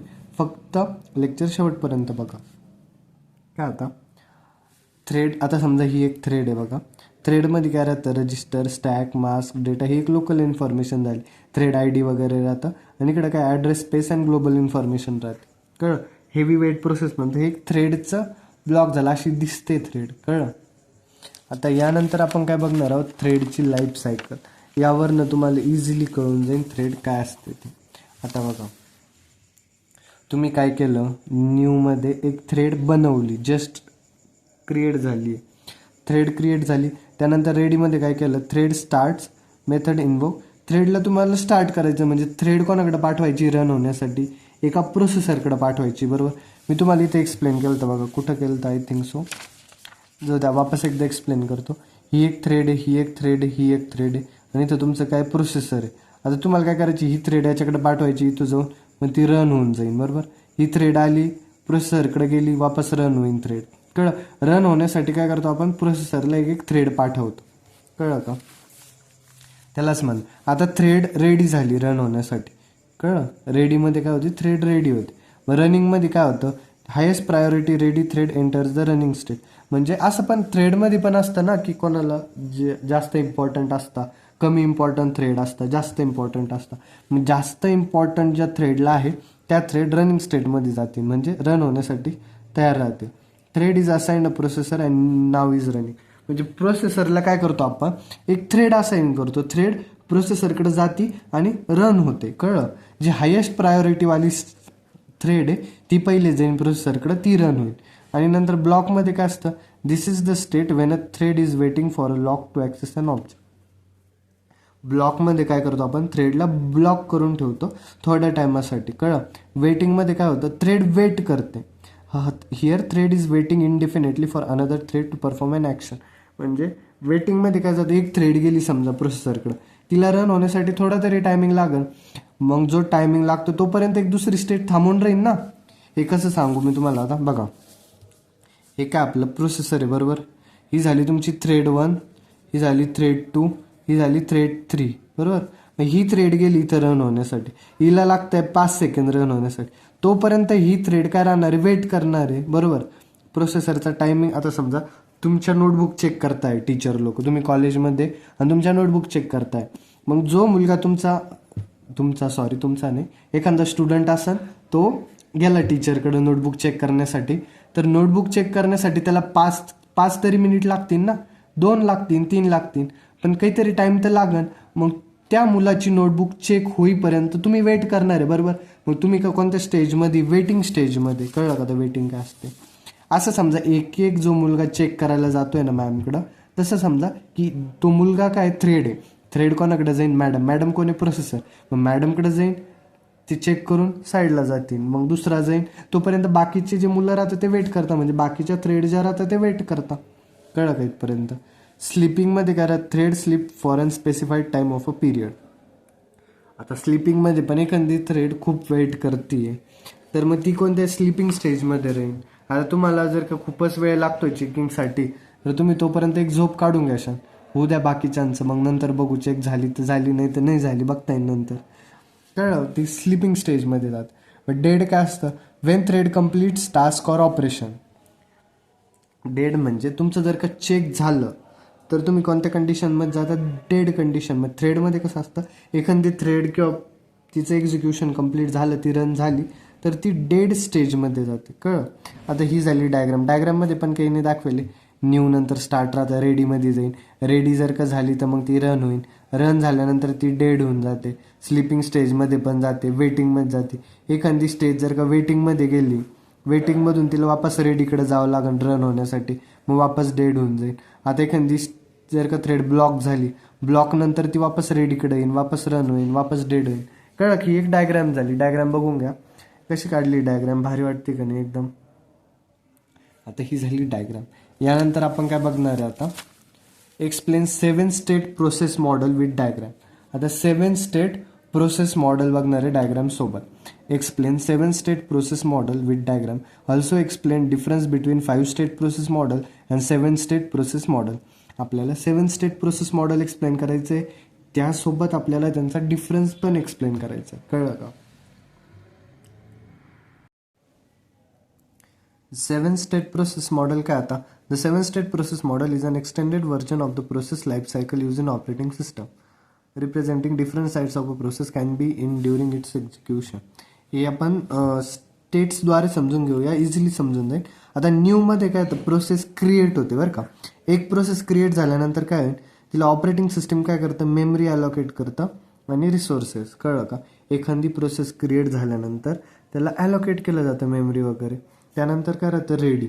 आता क्रिएट झाल्यानंतर प्रोसेस रेडीमध्ये जाणार आहे. रेडीमध्ये काय होतं, प्रोसेस ही मेमरीमध्ये लोड होती आणि ती CPU साठी वेट करते. कळलं का? आपण हे प्रोसेसचं आधी पण बघितलं, इथं पण बघतोय. प्रोसेस क्रिएट झाली आणि तिला काय झाली, मेमरी अलोकेट झाली. मेमरी अलोकेट झाल्यानंतर ती कोणासाठी वेट करणार आहे, CPUकडे जायचं आहे ना तिला रन होण्यासाठी, मग ती CPUचा वेट करेल. मग जेव्हा ती रनिंगमध्ये येईल, रनिंगमध्ये काय प्रोसेस ती एक्झिक्यूट होऊन जाईल CPUद्वारे. नंतर ती ब्लॉकमध्ये जाईल. ब्लॉकमध्ये गेली तर प्रोसेस काय करेल, वेट करेल. नंतर एक्झिट, जर का ती रन झाली तर ती काय होणार आहे, एक्झिट होऊन जाणार आहे. कळलं का? प्रोसेस जर का फिनिश, एक्झिक्युशन फिनिश झालं तिचं, तर ती ॲबॉर्ट म्हणजे एक्झिट होऊन जाईल. कळलं इथपर्यंत? आता यानंतर काय, यामध्ये रेडी सस्पेंडेड आणि ब्लॉक सस्पेंडेड एक्स्ट्रा असतं. रेडी सस्पेंडेड काय, process is in ready state but swap out of main memory. म्हणजे प्रोसेस ही रेडी स्टेटमध्ये तरी आपण तिला टेम्पररी कशात टाकतो, दुसऱ्या मेमरीमध्ये टाकतो ना. आता जी मेन मेमरी आहे तिच्यातून काढून टाकतो, बरोबर. आपण हे मागं पण एकदा बघितलं, त्याला काय म्हणायचं, रेडी सस्पेंडेड. आणि ब्लॉक सस्पेंडेडमध्ये काय होतं, प्रोसेस ही ब्लॉक स्टेटमध्ये जाते आणि तिला आपण सेकंडरी मेमरी टाकतो, मेन मेमरीमधून सेकंडरी मेमरीमध्ये टाकतो. कळलं? ही झाली त्याची डायग्राम. डायग्राम तुम्ही बघून घ्या एकदा, इझिली कळून जाईल. काही नाही, रेडी सस्पेंडेडमधून रेडीमध्ये जाते, वापस रन होते. कळलं का? ब्लॉकमध्ये असेल तर ती वापस रेडीमध्ये जाईल, वापस रन होईल. रन झाल्यानंतर ती काय होते, एक्झिट होते. रनिंगमधून जर कधी ब्लॉकमध्ये गेली, ब्लॉकमधून वापस रेडीमध्ये जाईल, रेडीमधून वापस रन होईल. ब्लॉक सस्पेंडेडमधून रेडी सस्पेंडेडमध्ये जाईल, वापस रेडीमध्ये रन होईल. ब्लॉकमधून कुठं जाईल, ती ब्लॉकमध्ये जाईल, ब्लॉक सस्पेंडेडमधून ब्लॉकमध्ये, ब्लॉकमधून रेडीमध्ये, रेडीमधून रनिंगमध्ये आणि मग टर्मिनेट होईल. कळलं का काय असतंय? आता यानंतर आपण बघणार आहे डिफरन्स. डिफरन्स काय सांगा बरं, 5 स्टेट आणि 7 स्टेटमध्ये. यामध्ये टोटल स्टेट 5 असतं आणि यामध्ये 7 असतं. 7 का असतं, 2 कोणत्या ॲड झाले, एक ब्लॉक सस्पेंडेड आणि एक रेडी सस्पेंडेड. 2 स्टेट वापस ॲड होता. याच्यामध्ये सस्पेंडेड स्टेट इन्क्लूड नसते, याच्यामध्ये असते, बरोबर. मेमरी मॅनेजमेंट काय, ॲज्युम्स ऑल प्रोसेस फिट इन. यामध्ये सगळ्या प्रोसेस मेन मेमरीमध्येच बसतात. कळलं का? 5 स्टेटमध्ये काय होतं, मेन मेमरीमध्ये बसतात. पण जे 7 स्टेट आहे यामध्ये काय करतो आपण, की आपण आत्ता बघितलं, कुठं बघितलं, मागच्याच पेजवरती बघितलं, की त्याला स्वॅप केलं जातं, सेकंडरी मेमरीमध्ये टाकतो आपण. मेन मेमरीमधून सेकंडरी मेमरीमध्ये टाकतो. म्हणून इथं काय होतं, सगळ्या प्रोसेसेस मेन मेमरीमध्ये बसतात, पण इथं काही प्रोसेसेस ज्या आहेत त्या सेकंडरी मेमरीमध्ये स्वॅप केल्या जातात.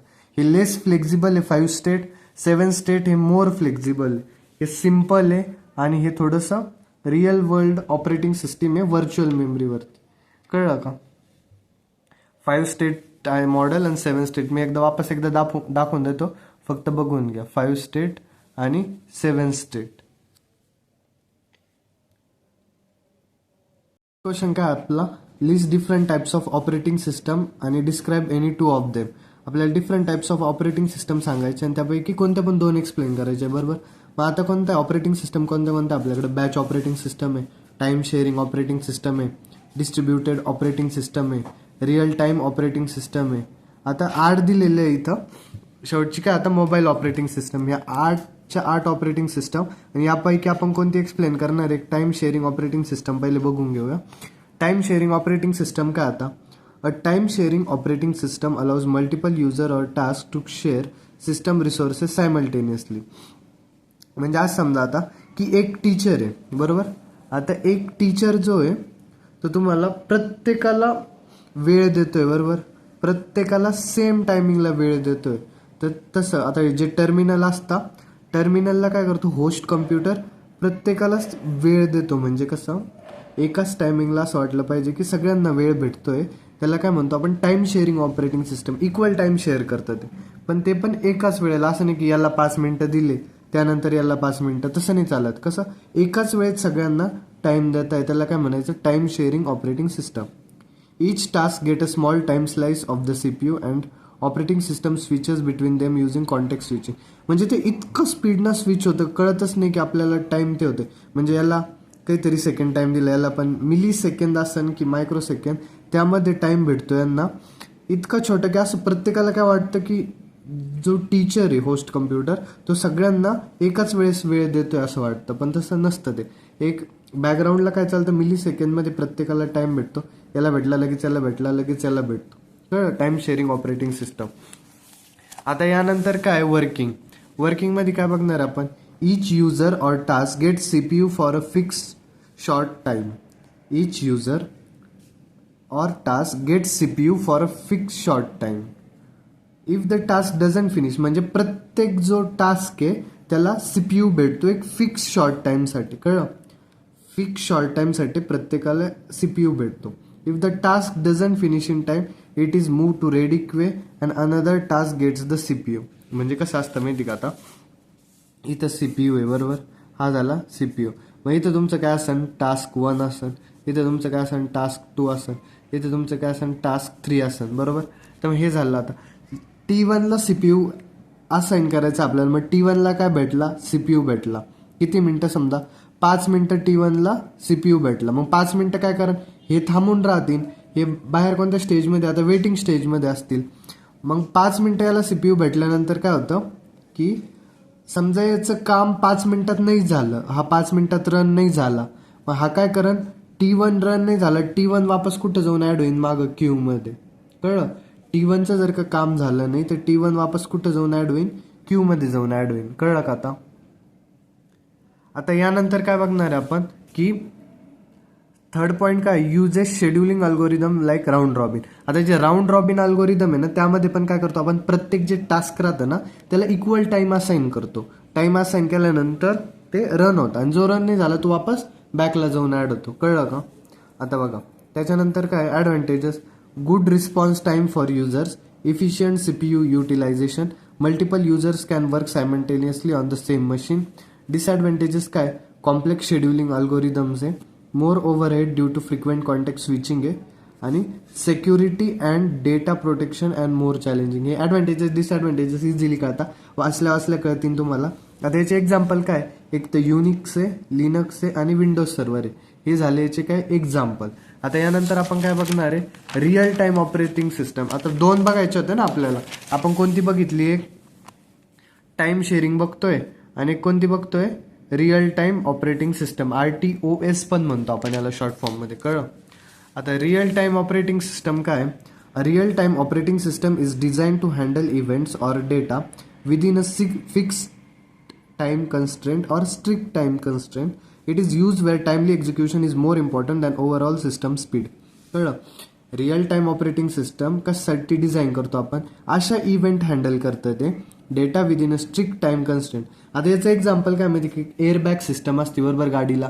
ती काय असते? रिअल टाइम ऑपरेटिंग सिस्टमवर काम करते. म्हणजे इन्स्टंट ते पाहिजे, इन्स्टंट ॲक्शन घ्यायला पाहिजे त्यांनी. आता जर का एअरबॅग जर का गाडी जर का तुमची क्रॅश झाली आणि एअरबॅग लवकर ओपनच नाही झाली तर ते फायद्याचं नाही ना. एअरबॅग कशासाठी असते की तुमच्या सेफ्टी पर्पजसाठी असते. एअरबॅगच जर का ओपन नाही झाली तर जो माणूस बसलाय त्याच्यामध्ये किंवा XYZ व्यक्ती बसलाय त्याची लाईफ खतऱ्यामध्ये पडेल, बरोबर. त्यामुळं काय राहतं, त्यामध्ये जी एअरबॅग सिस्टीम आहे ना त्यामध्ये real time operating system use होते. आता कशी यूज होते ते बघणार आहोत आपण. त्याचे दोन प्रकार राहते, एक तर हार्ड रिअल टाईम सिस्टम आणि soft real time system. Hard real time system काय, must meet all deadline strictly, म्हणजे सगळ्या डेडलाईन स्ट्रिक्टली मीट केल्या पाहिजे, म्हणजे लवकरात लवकर एअरबॅग ओपन झाली पाहिजे, बरोबर. जिथं स्ट्रिक्टनेस लागतो, टाईमचा जो इम्पॉर्टन्स आहे ना तो 100% अशा जागेवर, तिथं काय लागतं आपल्याला, हार्ड रिअल टाईम सिस्टम. आणि जिथं तुम्ही थोडंसं टाईम मागं पुढं झाला तरी वापरू शकताय, त्याला काय म्हणतो आपण, सॉफ्ट रिअल टाईम सिस्टम. कळलं. हे काय, failure to meet deadlines can cause system failure. आता जर का डेडलाईन मिस झाली, म्हणजे जर का एअरबॅगच ओपन नाही झाली, तर पूर्ण सिस्टम फेल्युअर होईल. जो व्यक्ती त्याच्यात बसला आहे त्याचा जीव पण धोक्यात जाईल. कळलं का. आता मग एअरबॅग सिस्टम इन कार हे एक एक्झाम्पल झालं हार्ड रिअल टाईम सिस्टमचं. जिथं टाईम खूप इम्पॉर्टंट आहे तिथं आपण हार्ड रिअल टाईम सिस्टम वापरतो, आणि जिथं मागं पुढं झालं तरी चालतं थोडासा टाईम, तिथं सॉफ्ट रिअल टाईम सिस्टम वापरतो. आता मिसिंग डेडलाईन्स मिस झाली तर ते टॉलरेबल असतं. टॉलरेबल म्हणजे काय, धकतं ते थोडंसं, मिस जरी झाली तरी चालतं. म्हणजे आता काय, व्हिडिओ स्ट्रीमिंग, ऑनलाईन गेमिंग, यामध्ये काय होतं, आता व्हिडिओ स्ट्रीमिंग, ऑनलाईन गेमिंगमध्ये थोडा गेम वगैरे लॅग पडतो, बरोबर. गेम वगैरे लॅग पडल्यानंतर व्हिडिओ लॅग होतात वगैरे. तर मग हे लॅग झाल्यानं कोणाचं काही जीव थोडी जाणार आहे, थोडंसं मागं पुढं चालतं त्यात पण, बरोबर. आता त्याला मग तिथं कोणती सिस्टीम वापरतो, सॉफ्ट रिअल टाईम सिस्टम. कळलं का.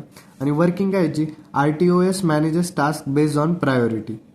जे प्रायोरिटी बेस आहे, आता एअरबॅग सिस्टमची प्रायोरिटी कधी पण जास्तच असणार ऑनलाईन गेमिंग करता, तर मग ते हार्ड रिअल टाईम सिस्टीममध्ये जातं आणि बाकीचं सॉफ्ट रिअल टाईम सिस्टीममध्ये. Response to external inputs immediately. समजा तुमची व्हेकल जाती, एक्सटर्नल इनपुट म्हणजे काय, दुसरी गाडी येऊन तुमच्याने XYZ म्हणजे गाडी येऊन ठोकली दुसऱ्या गाडीला, तर मग काय होणार आहे, एअरबॅग लगेच ओपन होणार आहे. एअरबॅग ओपन झाल्यानंतर काय, एक्सटर्नल इनपुटला इमिजिएट रिस्पॉन्ड भेटतोय ना, तर ते कशात गेलं, हार्ड रिअल टाईम सिस्टीममध्ये गेलं. युजेस स्पेशलाइज शेड्युलर्स का वापरतो आपण, लॉंग टर्म शेड्युलर राहतं वगैरे, शॉर्ट टर्म शेड्युलर. तर मग ते काय करतं, प्रोसेसला लवकरात लवकर काय म्हणतो आपण, प्रोसेसमध्ये आणतं किंवा मग उपयोगीमध्ये आणतं. कळलं. आता यानंतर काय, ॲडव्हान्टेजेस आणि disadvantages. Precise timing and task control suitable for crucial application. Crucial म्हणजे थोडेसे जसे इम्पॉर्टंट ॲप्लिकेशन असतात, म्हणजे एअरबॅग वगैरे क्रुशियल ॲप्लिकेशन झाले ना गाडीचं, तर तिथं काय यूज होतं, हे रिअल टाईम सिस्टीम यूज होतं, रिअल टाईम ऑपरेटिंग सिस्टम, ज्याला आपण RTOS पण म्हणतो. आता डिसॲडव्हान्टेजेस काय, एक्सपेन्सिव्ह आहे खूप, requires expert design and testing. एक्सपर्टनी डिझाईन केलं पाहिजे ते, आणि टेस्टिंग खूप इम्पॉर्टंट आहे. जर का एअरबॅग वेळेवरती ओपनच नाही झाली तर, त्यामुळे टेस्टिंग खूप गरजेची असते. लेस फ्लेक्झिबल राहतं हे, आणि याचे एक्झाम्पल काय, VxWorks, free RTOS, RT Linux आणि QNX. कळलं. आता यानंतर काय, प्रिम्प्टिव्ह शेड्युलिंग आणि नॉन प्रिम्प्टिव्ह शेड्युलिंग. प्रिम्प्टिव्ह शेड्युलिंग आणि नॉन प्रिम्प्टिव्ह शेड्युलिंग म्हणजे काय सांगा बरं. CPU can be taken from a process any time. म्हणजे एखादी प्रोसेस आहे जी CPU कडे गेली आणि रन होतीये. कळलं. आता इथं बघून घ्या. आता काय, हा झाला CPU, बरोबर. CPU झाला, इथून एक प्रोसेस आली कोणती, P1 प्रोसेस आपण CPU कडे दिली. पण CPU P1 ला किती वेळ लागतोय रन होण्यासाठी, 5 मिनिट, बरोबर. पण आपण CPUचे फक्त 4 मिनिटं हिला दिले, म्हणजे ज्यावेळेस 4 मिनिटं झाले त्यावेळेस आपण CPUला काढून घेतलं, CPUचं काम संपून गेलं. मग 1 मिनिटासाठी प्रोसेस रन होण्यासाठी राहिली ना, हिला आपण 5 मिनिटं पूर्ण CPUचा टायमिंग दिलाच नाही, हिला 4 मिनिटाचं CPUला बाहेर काढून घेतलं आपण. त्याला काय म्हणायचं, ज्या प्रोसेसमधून आपण CPU कधी पण बाहेर काढू शकतोय त्याला म्हणायचं प्रिम्प्टिव्ह शेड्युलिंग. आणि जे प्रोसेस, आता हिला 5 मिनिटं लागत आहे, तर मग पूर्ण CPUचा टाइम दिला हिला, 5 मिनिटं CPU दिला हिला, म्हणजे 5 मिनिटं आपण हिच्यापासून CPU घेऊच नाही शकत साईडला. तर मग ही काय झाली, नॉन प्रिम्प्टिव्ह. ज्या प्रोसेसपासून आपण CPU बाहेर नाही काढू शकत, ती प्रोसेस पूर्ण रन होईपर्यंत तिला म्हणायचं नॉन प्रिम्प्टिव्ह. आणि ज्या प्रोसेसमध्ये ती रन होण्याच्या आधी CPU आपण बाहेर काढतो तिला म्हणायचं प्रिम्प्टिव्ह. कळलं. आता प्रिम्प्टिव्ह नॉन प्रिम्प्टिव्ह कळलं तुम्हाला. त्यानंतर काय, allows interrupt to switch between processes. आता जर का CPU बाहेर काढून घेतला तर ते इंटरप्ट येणार आहे प्रोसेसेसमध्ये रन होण्याच्या मध्ये. आणि तर काय, allows does not interrupt one process is running. जोपर्यंत एक प्रोसेस रन होती तोपर्यंत कोणताच इंटरप्ट, कोणतंच मध्ये काहीच आलं नाही पाहिजे. कळलं. बेटर रिस्पॉन्स टायमिंग पाहिजे, पुअर रिस्पॉन्स टायमिंग राहतो इथं. आणि याच्यानंतर काय राहतं आता, सिस्टीम ओव्हरहेड हायर असतं, सिस्टीम ओव्हरहेड लोअर असतं. कॉम्प्लेक्सिटी काय आहे, मोर कॉम्प्लेक्स टू इम्प्लिमेंट आहे, सिम्पल टू इम्प्लिमेंट आहे, बरोबर. फेअरनेस काय, फेअरर आहे, may cause starvation of short process. आता हे कळतंय ना तुम्हाला, complexity more complex to implement आहे, कारण प्रिमिटिव्हमध्ये काय करतो आपण, सीपीयू काढून घेतो, मग वापस ती प्रोसेसला सीपीयू नंतर द्यावा लागतो. कळलं, थोडं कॉम्प्लेक्स आहे. मग हे इझिली कर, ज्या प्रोसेसला सीपीयू दिला ती प्रोसेस होईपर्यंत सीपीयू त्याच्याकडेच राहणार. कळलं. Use in time sharing real time system, म्हणजे टाइम शेअरिंग, प्रत्येक प्रोसेसला टाइम भेटतो, जर ती कंप्लीट नाही झाली तर वापस मागं क्यूमध्ये जाऊन ॲड होते. हे बॅच सिस्टीमनुसार चालतं. एका टायमिंगला एकच, म्हणजे राऊंड आसन, SR JF आसन, प्रायोरिटी आसन, हे झाली प्रिमिटिव्ह. आणि FCFS म्हणजे काय, फर्स्ट कम फर्स्ट सर्व. SJF म्हणजे शॉर्ट, SJFचा फुल फॉर्म काहीतरी आहे असं शॉर्ट, ते बघावं लागेल. त्यानंतर असतं प्रायोरिटी, आणि हे नॉन प्रिमिटिव्ह. सगळं कशात जातं, नॉन प्रिमिटिव्हमध्ये जातं. कळलं. आता यानंतर आपण बघणार आहे what is time quantum and its significance in round robin scheduling. कळलं. What is time quantum and its significance in round robin scheduling. कळलं. आता बघूया time quantum and its significance in round robin scheduling. Definition of time quantum काय, आता time quantum is the fix time interval assign to each process in round robin scheduling. म्हणजे काय होतं माहिती का, प्रत्येक प्रोसेसला आपण फिक्स टाइमसाठी सीपीयू देतो. म्हणजे P1 प्रोसेस आली, तिला 5 मिनिटासाठी सीपीयू दिला, नंतर P2 प्रोसेस आली, तिला वापस 5 मिनिटासाठी सीपीयू दिला. प्रत्येक प्रोसेसला आपण टाइम देऊन टाकतो. म्हणजे कसं, आपण नोटबुक चेकिंगचं उदाहरण घेतलं होतं बघा, काय की तुम्ही टीचरकडे गेले नोटबुक चेक करायला, तुम्हाला 5 मिनिट लागले, तोपर्यंत बाकीचे जे मुलं आहेत ते वेट करताय. नंतर सेकंड मुलगा आला, त्याला 5 मिनिट लागले. तसंच प्रत्येक प्रोसेसला एक टाइम असाइन करतो आपण, इक्वल टाइम. कळलं. Each process is allowed to execute for one time quantum before being preempted and move to back to of the ready queue if not completed. आता समजा काही विद्यार्थ्यांची काय राहतं की 5 मिनिटात नोटबुक चेक नाही झाली, बरोबर. 5 मिनिटात नोटबुक चेक नाही झाली, फक्त 5च मिनिटं द्यायचे त्या मुलाला टीचरचे, 5 मिनिटापर्यंत जास्त नाही देऊ शकत. त्या वेळेत जर का त्याची नोटबुक चेक नाही झाली तर त्याला वापस मागं जाऊन लाईनमध्ये उभं राहावं लागेल. तसंच राहतं. प्रत्येक प्रोसेसला सीपीयू किती मिनिटासाठी मिळतोय, समजा 5 मिनिटासाठी. 5 मिनिटात जर का ती सीपीयू मध्ये रन नाही झाली प्रोसेस, तर तिला वापस कुठे जावं लागणार आहे, मागं जाऊन जो क्यू आहे, क्यू म्हणजे काय की जे जिथं क्यूचं काय असतं, जो पहिले येईन तो रन होईल, बरोबर. नंतर बाकीचे मागं जाऊन ऍड होतात. तसंच मग तो क्यू मध्ये जाऊन ऍड होऊन जाईल. कळलं का. Round robin is a primitive CPU scheduling algorithm mainly use in time sharing system. All processes are maintain in a circular ready queue. म्हणजे सगळ्या प्रोसेसेस कुठं राहते, सर्क्युलर रेडी क्वे मध्ये असतात. The CPU is assign to each process. प्रत्येक प्रोसेसला आपण CPU assign करतो, किती एका टाइम क्वांटमसाठी, म्हणजे 5 मिनिट असन, 10 मिनिटं असन, त्याला काय म्हणतो आपण, time quantum. In first come first serve order. जी प्रोसेस पहिले येईल तिला सीपीयू पहिले मिळेल. आता तुम्ही जर का लवकर गेले नोटबुक चेक करायला मॅमकडे, तुमची लवकर नोटबुक चेक होऊन जाईल. लेट गेले तर लेट चेक होईल. तसंच राहतं. If a process finishes before the time quantum expires. म्हणजे जर का तुमची नोटबुक चेक नाही झाली किंवा मग प्रोसेस सीपीयू मधून रन नाही झाली, तिला वापस मागं जाऊन ऍड व्हावं लागतं. तेच लिहिलं इथं. कळलं का. एकदा फक्त वाचून घ्या, ओव्हरलुक करून घ्या, तुम्हाला इझिली कळून जाईल. खूप सोपं आहे प्रोसेसचं. आता यानंतर काय, सिग्निफिकन्स ऑफ टाइम क्वांटम. काय significance of time quantum. Point and significance काय आता, फेअर सीपीयू ॲलोकेशन राहतं. म्हणजे प्रत्येक प्रोसेसेसला सेम टायमिंग भेटतो ना, 5 मिनिटं सगळ्यांना भेटेल तर सगळ्यांना 5च मिनिटं भेटेल. कळलं. सिस्टीम रिस्पॉन्सिव्हनेस काय, small time quantum improve response time especially in interactive system. म्हणजे रिस्पॉन्स टाइम वाढवतं. म्हणजे काय, प्रत्येक प्रोसेसची, आता जर का समजा प्रत्येक मुलाला 1च मिनिटं दिला चेकिंगसाठी, मग लवकरात लवकर चेक होईल ना सगळ्यांकडचं, लवकर, म्हणजे टाइम इफिशियन्सी पण राहील. तसं 5 मिनिटं दिले, जितका टाइम कमी ठेवशाल तुम्ही तितक्या लवकर ते, म्हणजे सिस्टम रिस्पॉन्सिव्हनेस वाढतो. कॉन्टॅक्ट स्विचिंग ओव्हरहेड काय आता, very small time quantum causes frequent contact switches leading to overhead. Performance trade off मध्ये काय, a very large time quantum behaves like FCS reducing responsiveness. Waiting and turn around time काय आता, म्हणजे एक ज्या टायमिंगसाठी ती वेट करते ना दुसरी प्रोसेस, पहिल्याचं चेक होस तर तुम्ही 5 मिनिटं वेट करताय, तुमचा वेटिंग टायमिंग किती झाला, 5 मिनटं. जो तुमच्या नंतरचा मुलगा आहे त्याला किती वेट करायला लागेल? 10 मिनटं. त्याचा वेटिंग टाईम किती झाला? 10 मिनटं. आणि टर्न अराउंड टाईम काय राहतं की वेटिंग टाईम प्लस तिला जितका रन होण्यासाठी, म्हणजे तुम्ही जितका टाईम वेट केलं आणि तुम्हाला रन होण्यासाठी जितका वेळ लागला, त्या दोन्हीचं मिळून काय राहतं? Turn around time. कळलं? आता त्यानंतर काय? Real time system use. Real time system use काय? Crucial in system requiring quick and predictable response time. कळलं का? आता यानंतर काय?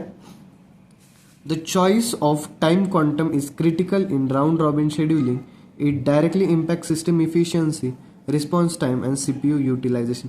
कन्क्ल्युजन वाचू शकताय तुम्ही. कन्क्ल्युजन सोपं आहे आणि हे पेपरमध्ये नाही लिहिलं तरी चालेल. It's okay. त्याच्यानंतर काय? If the time quantum is too small, more overhead असतं. टाईम क्वांटम जर का टू म्हणजे खूप मोठा असेल तर पुअर रिस्पॉन्सिव्ह टाईम असतो, आणि जर का टाईम क्वांटम खूप छोटा असेल तर ओव्हरहेड जास्त असतं. कळलं? या 2 गोष्टी लक्षात ठेवायच्या. वरचं तुम्हाला कळलं असेल राऊंड रॉबिन शेड्युलिंग काय असतं. यानंतर थ्रेड. थ्रेड तर बघितली होती आपण. काय असते थ्रेड? एका प्रोसेसचा छोटासा युनिट, त्याला काय म्हणतो आपण? Thread. Explain multi threaded mode and process control block in detail. What is thread? A thread is the smallest unit of execution within a process. A multi-threaded process contains more than one thread, all sharing the same address space. कळलं? Thread काय? A thread is the smallest unit of execution within a process. A multi-threaded process contains more than one thread, all sharing the same address space. कळलं का? Multi threaded काय? Thread काय? एक smallest unit प्रोसेसचा. आणि multi threaded process काय करते? एकापेक्षा जास्त थ्रेड ज्याच्यात राहिला ती मल्टी थ्रेडेड. कळलं का? म्हणजे sharing same address space share करतात. मल्टी थ्रेडेड मोडमध्ये काय येतं मग आता? In multi threaded mode a single process has a multiple threads. एका सिंगल प्रोसेसला मल्टिपल थ्रेड्स असणं आणि त्या कॉन्करंटली एक्झिक्यूट होत आहे, एकामागे एक लवकर एक्झिक्यूट होत आहे, त्याला काय म्हणायचं? तो मोड कोणता झाला? मल्टी थ्रेडेड मोड झाला. This thread share the same code section. ते काय काय शेअर करता? त्यांचा कोड सेक्शन सेम राहतो, त्यांचा डेटा सेक्शन सेम राहतो, त्यांचं OS रिसोर्स सेम राहतं. बट प्रत्येक थ्रेडचं काय राहतं? On program counter, register and stack. आपण बघितलं आपण मागच बघितलं होतं की प्रत्येक थ्रेडचं स्वतःचं काय राहतं? एक प्रोग्राम काउंटर राहतो, एक रजिस्टर असतं आणि एक स्टॅक असतं, बरोबर. पण मल्टी थ्रेडेडमध्ये काय असतं? सगळ्या थ्रेडचं सेम काय राहतं? कोड सेक्शन सेम राहतो, डेटा सेक्शन सेम असतो आणि ऑपरेटिंग सिस्टम रिसोर्स सेम असतो, बरोबर. आणि नीड फॉर मल्टी थ्रेडिंग काय? To utilise CPU efficiently, to improve application performance, to handle multiple task. कळलं इथपर्यंत? यानंतर आहे ॲडव्हान्टेजेस. ॲडव्हान्टेजेस काय आता? Increase responsiveness. If one thread is block others can continue. म्हणजे एक थ्रेडला जरी ब्लॉक केलं तर बाकीच्या थ्रेड कंटिन्यू होतं. कळलं? रिसोर्स शेअरिंगमध्ये काय? Threads of the same process share memory and data. आता एका प्रोसेसमध्ये जर का मल्टिपल थ्रेड आहे, म्हणजे मी काय म्हणतोय, समजा ही एक प्रोसेस आहे, तर इथचं एक युनिट म्हणजे ही काय झाली? एक थ्रेड झाली, बरोबर. याच्यामध्ये आता किती पण थ्रेड राहू शकताय, मग ह्या काय झाल्या? मल्टिपल थ्रेड झाल्या. आता मल्टिपल थ्रेड आहे, एकच प्रोसेस आहे, बरोबर आहे. ही काय झाली? पूर्ण प्रोसेस आहे आणि एका प्रोसेसमध्ये मल्टिपल थ्रेड आहे. मग त्या काय करतील? शेअर. सगळ्यांचं एकच काय राहणार आहे? मेमरी पण सेम असेल. मेमरी अँड डेटा हे काय करता? शेअर करता एकमेकांना. कळलं का? यानंतर काय आता? इकॉनॉमी. इकॉनॉमी काय? Threads are light weight compare to process. Contact switching is faster. Process, आता समजा ही प्रोसेस आहे एवढी, बरोबर, आणि ही एक थ्रेड आहे त्याच्यामधली. थ्रेड कधी पण या प्रोसेस परता लाईट वेटच असणार आहे ना. ही छोटीशी थ्रेड आहे, बरोबर, आणि मोठी काय? पूर्ण प्रोसेस आहे. ह्या प्रोसेस परता ही थ्रेड कधी पण लाईट वेट असतात. आणि स्केलेबिलिटी. स्केलेबिलिटीमध्ये काय? Ideal for multi core system. Thread can run in parallel or different core. कळलं का इथपर्यंत? आता यानंतर आपण काय बघणार आहे? Multi threading models in SPOS. Multi threading models काय एसपॉसमधले? मेनी टू वन मॉडेल असतं, 1 to 1 मॉडेल असतं, मेनी टू मेनी असतं, आणि बस, म्हणजे हे 3 असतं. आणि त्याच्यानंतर मल्टी थ्रेडिंगचं एक्झाम्पल. तर मी हे तुम्हाला वाचण्यासाठी होमवर्क देतोय. आता एवढं फक्त वाचून घ्या, इझी आहे, बाकीचं काही नाही यामध्ये. मेनी टू मेनी वाचा, 1 to 1 आणि मेनी टू मेनी. वाटलंच तर तुम्ही पॉज करून पण एकदा रीड करू शकताय. आणि मल्टी थ्रेडिंगचं एक्झाम्पल काय? Web browser can render a page, handle user input, download files. कळलं?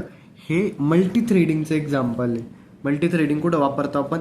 पेज रेंडर करण्यासाठी, युजरचा इनपुट हँडल करण्यासाठी आणि फाईल्स डाउनलोड करण्यासाठी, एका सिंगल प्रोसेसमध्ये.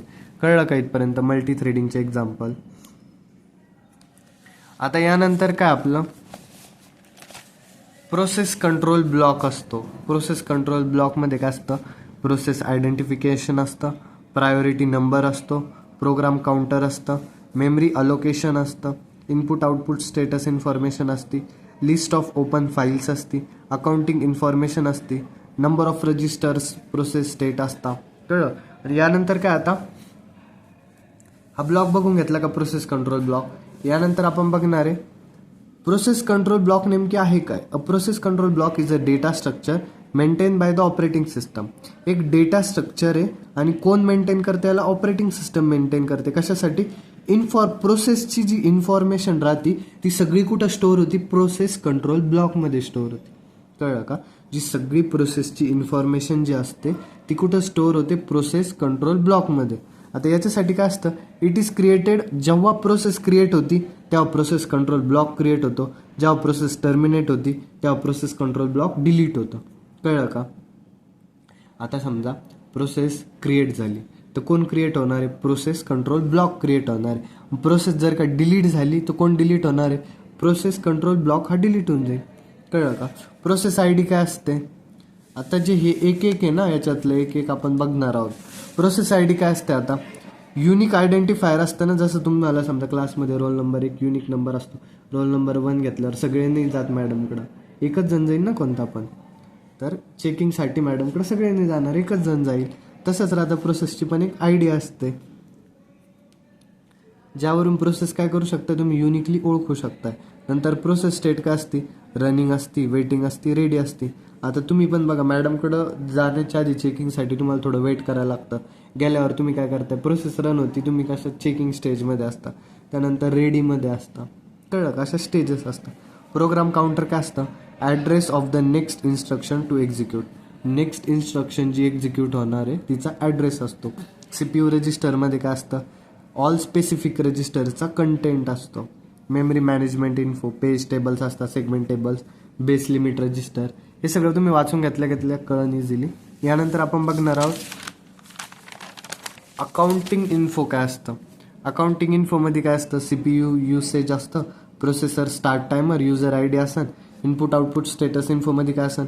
List of open files, input output devices assign होतं ते. CPU शेड्युलिंगमध्ये काय असन?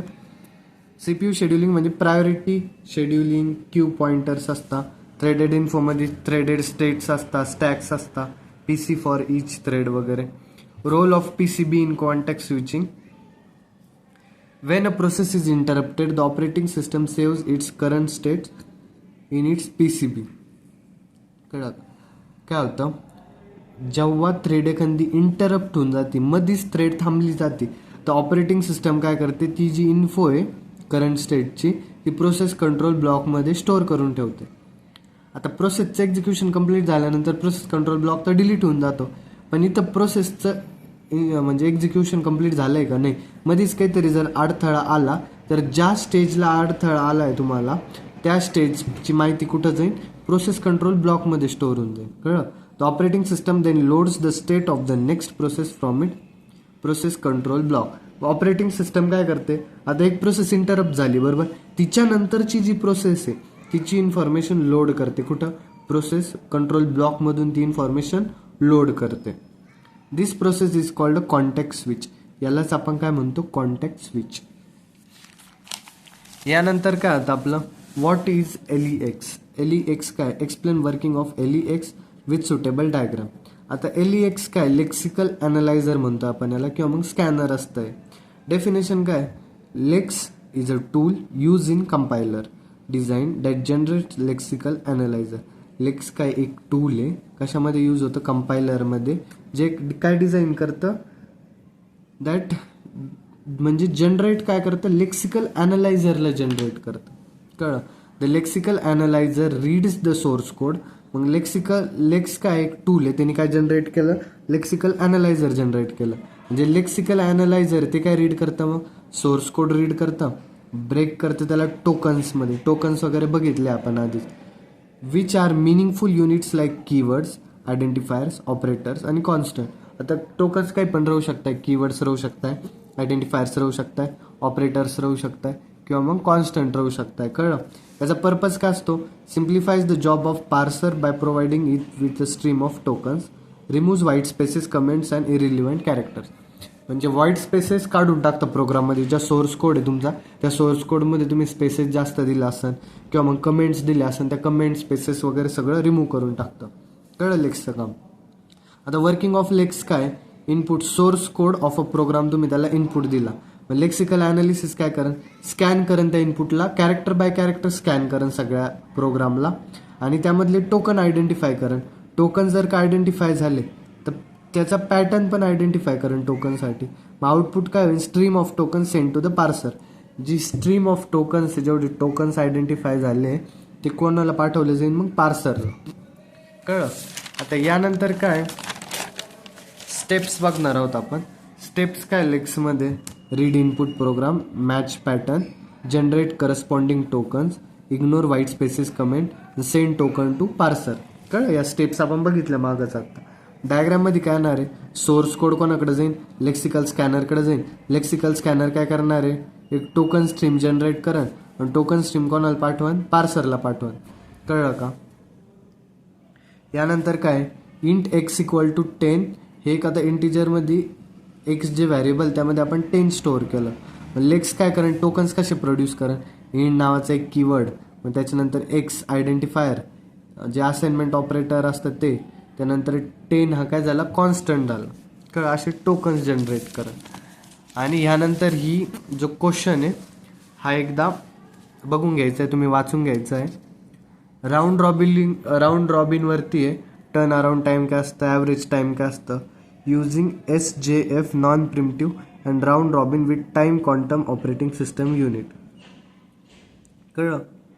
आता इथपर्यंत आपण काय केलं आहे? युनिट आता हा म्हणजे संपलेला आहे. युनिट एसपॉसचा युनिट 4 आपण इथपर्यंत संपवला आहे. कळलं. आता यानंतर काय आपण एसपॉसचा युनिट 5 पुढं अपलोड करणार आहे. नंतर लवकरात लवकर येईन तो पण व्हिडिओ. तरी आपण व्हिडिओला लाईक करा, कमेंट करा आणि चॅनलला नक्की सबस्क्राईब करा. थँक्यू.